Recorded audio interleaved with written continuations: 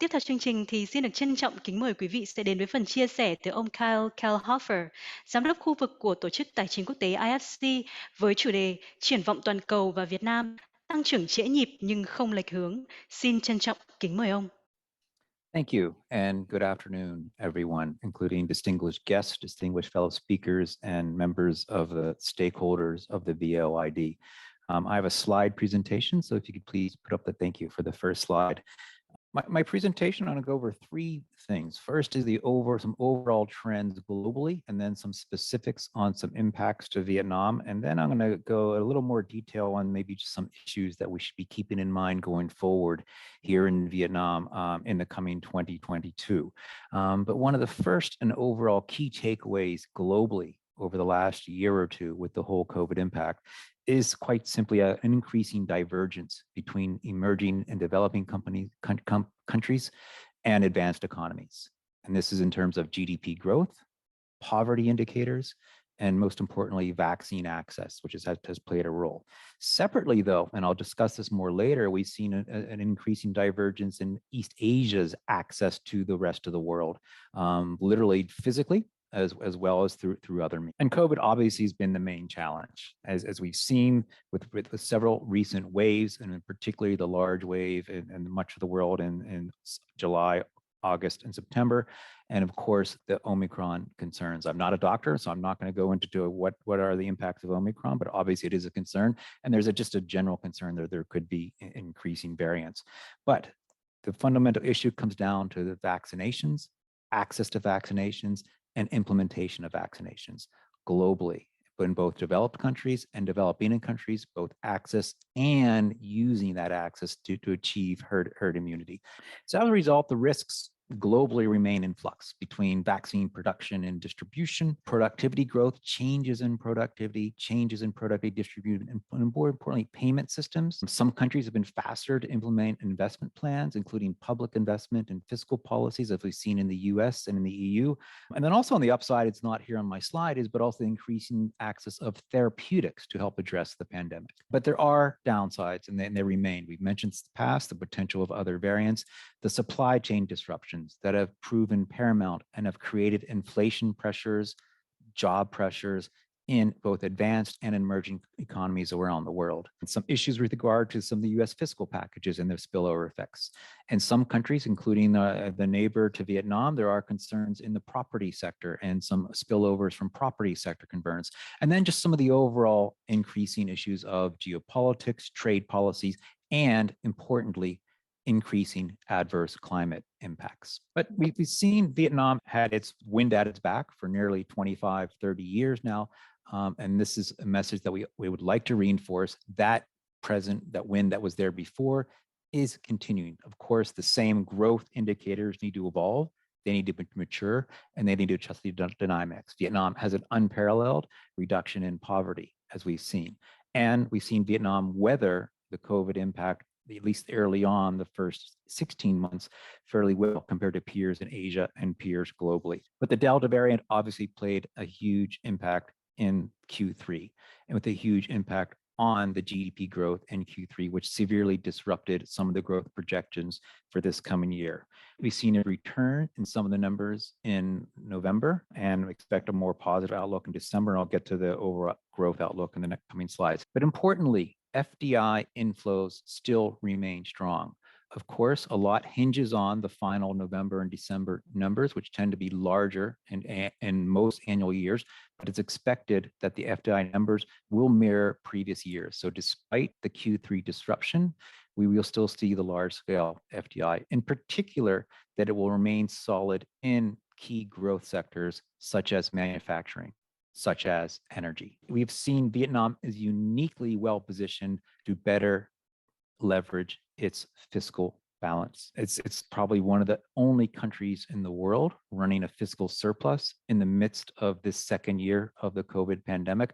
Also, importantly, the government has accrued assets that should be increasingly dispersed. So we've seen an increasing number of high-level discussions on how to improve disbursement rates at the sovereign level and how to better access funding.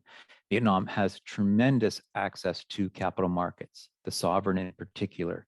So how to leverage this for the coming year will remain an issue. And this is what's most interesting, is because of this well-managed economy during COVID and the fiscal surplus, we've seen throughout the COVID pandemic that the actual sovereign ratings have continued to improve on Vietnam. And this is for the Vietnam sovereign. This is important for everybody on the call because the sovereign rating in most models is the benchmark for pricing access to capital. And access to capital is fundamental to most of our business plans. What's interesting is currently the Vietnamese government's local 5-year bond is priced lower than the US government's US dollar 5-year bond.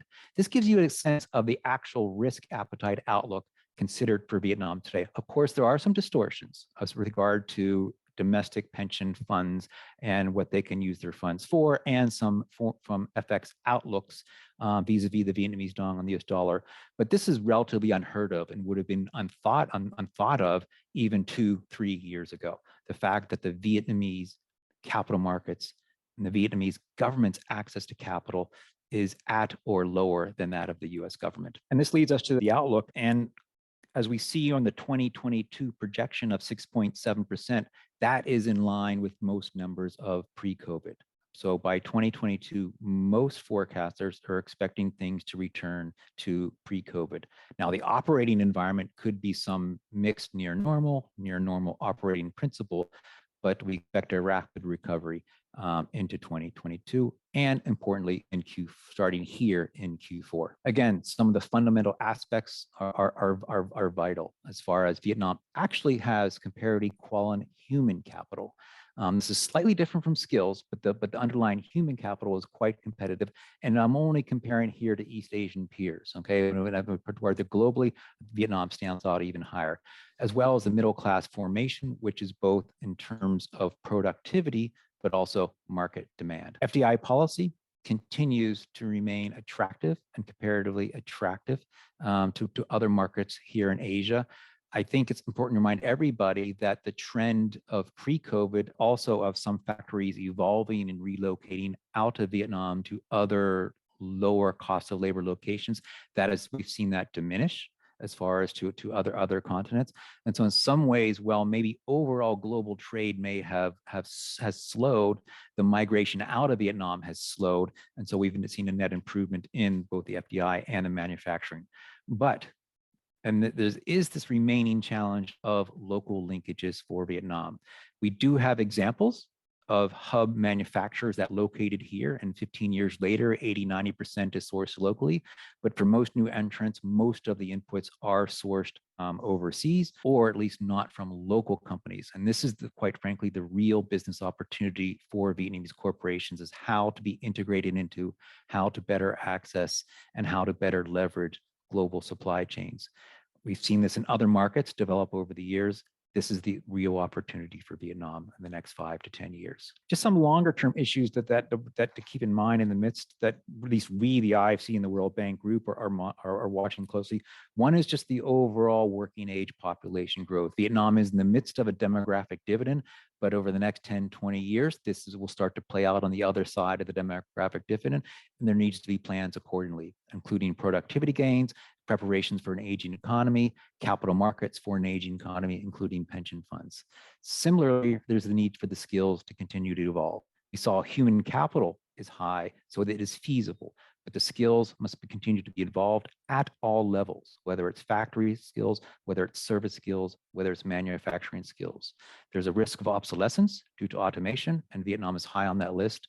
And so this is something we need to keep in mind. Recently, IFC did an in-depth study on the Vietnam private sector on specific issues that the government and development partners with private sector stakeholders should focus on. And we structured it into 4 fundamental development challenges. First and foremost, competition policy for a level playing field between all actors in the business environment, including foreign, local, and SOE sectors, as well as creating a more enabling environment for SME sector to grow. Second, access to capital, access to finance, and in particular, the need for Vietnam to better leverage financial innovation to better leverage financial inclusion. Third, skills, the skills gap and the skill shortages. As mentioned in the previous slide, the need across all levels, whether it's worker, digital, technical, and managerial.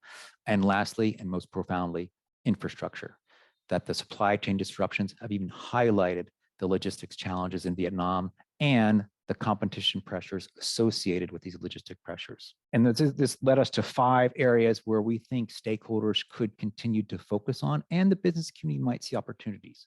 Logistics, power, particularly green, renewable, or more efficient power, agribusiness, including lower carbon agribusiness, education and skills, and tourism, particularly green tourism. Lastly, just some of the overall issues that we at IFC and our IFC investment teams and risk teams tend to worry about or think about going forward. First is a bit of a positive, but it's something to be aware of. There is the issue of the exchange rate. The US Treasury just published their currency manipulator list over the weekend, and it flagged 3 countries of being the highest profile in terms of risk: Vietnam, Taiwan of China, and also Switzerland. As a result, there is under watch. Now, the language of the report is very clear that under the current program, the Vietnamese authorities the movement is in the right direction, so there's no needed from the US side. But there is this concern that if there is, for whatever set of reasons, some sort of problem with this issue, that it could cause an exchange rate or more importantly, a trade access, trade balance issue. Underlying issue for all of us in the room, though, is this gives stronger confidence that the devaluation risk that maybe some emerging markets are facing is probably a lower risk for a range of reasons, including now this additional pressure. Second is just simply the increasing role of the domestic private sector and the increasing role of domestic private sector linkages. The domestic private sector is young. It's only been here 30 years, but we're seeing it play increasing roles throughout the economy. And importantly, this is the 15th largest economy in the world. So you have a large economy, and you have a domestic private sector that has tremendous room for growth. This, from the IFC perspective, is an opportunity. Third, the increasing divergence between the world's approach to COVID and East Asia's approach to COVID.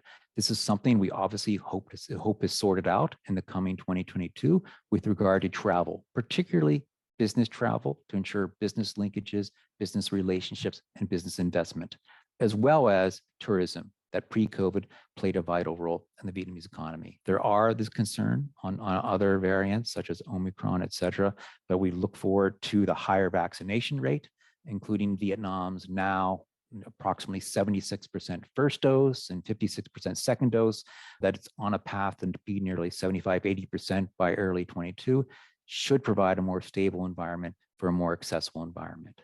Fourth, the new opportunities for the green economy.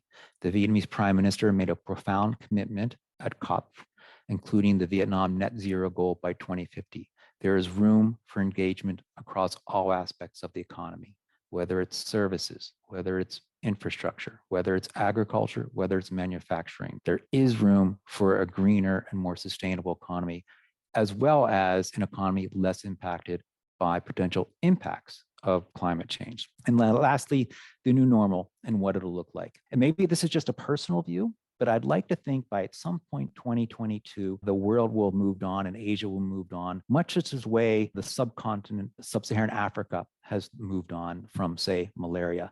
I used to live in sub-Saharan Africa many years where malaria is prevalent. There is no vaccine, but there are therapeutics that manage the impact of the disease. It is still prevalent in that people can die if not treated. We've all known somebody that died, those of us that lived in Africa. But as a result, we all simply carry our anti-malarial pills. And whenever we get sick, we take those pills. I personally had malaria twice, and I promptly took my pills and everything sorted itself out. And so I would like to think between the vaccine rates and the upcoming therapeutics, I think there are several large international companies and the studies, some of the early studies were held here in Vietnam, that will soon be able to move on from COVID, similar to the way sub-Saharan Africa has managed to move on to malaria. And with that, I look forward to the 6.8% growth in Vietnam in 2022, incoming tourists, incoming business, incoming FDI. So with that, I'd like to say thank you for allowing my participation here. And also a thank you for all the stakeholders associated with the VOID that has played a profound role of supporting the development of capital markets in Vietnam, the stability of this growth of capital markets, and the de-risking of capital markets for all international investors. For all the leadership of the VIOD, IFC has been delighted to support, and we appreciate all your efforts. Thank you very much. Vâng, xin được cảm ơn ông Kyle Kelhofer, giám đốc khu vực của Tổ chức Tài chính Quốc tế IFC.